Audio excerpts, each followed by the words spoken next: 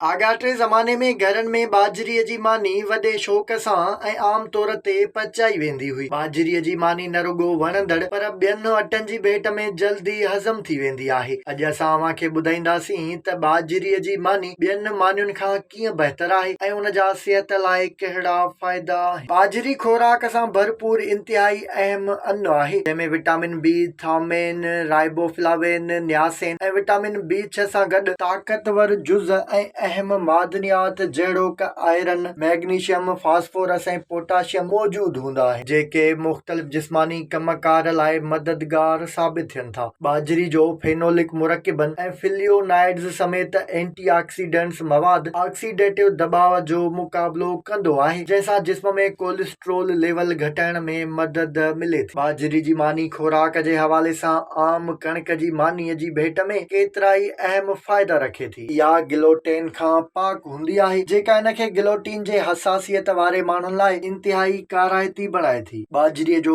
Glycaemic index तमामु घटि हूंदो आहे, जेको उनखे रत में मौजूदु शुगर खे घटाइण में इंतिहाई फ़ाइदेमंद साबित थिए थो। बाजरी जी मानी फाइबर, आयरन, मैग्नीशियम, फास्फोरस ऐं पोटाशियम सां भरपूर हूंदी आहे, जेके हाज़मे जे निज़ाम खे बहितर कनि था। कणिक जी मानीअ जी भेट में इन जो ज़ाइको बि अनोखो हूंदो आहे। शुगर जा मरीज़ ग्लाइसेमिक इंडेक्स घटि हुजण करे कणिक जी मानीअ बदिरां बाजरीअ जी मानी खाई पंहिंजी शुगर खे कंट्रोल रखण सां गॾु सेहतमंद रही सघनि था। बाजरीअ में पोटाशियम ऐं मैग्नीशियम जो बि झझो मिक़दार हूंदो आहे, जेकी हाई ब्लड प्रेशर खे कंट्रोल में रखण लाइ अहम आहिनि ऐं दिलि जी बीमारियुनि खां बचाइनि था। उन में फाइबर जो बि झझो मिक़दार वज़न घटाइण लाइ काराइतो साबित थींदो आहे। बाजरी एंटीऑक्सीडेंट्स हूंदी आहे, जंहिंजे करे ख़तरनाक मूज़ी मर्ज़नि खां तहफ़ुज़ मिले थो। बाजरी जी मानी आंडरनि जी सिहत लाइ बि इंतिहाई फ़ाइदेमंद साबित थींदी आहे।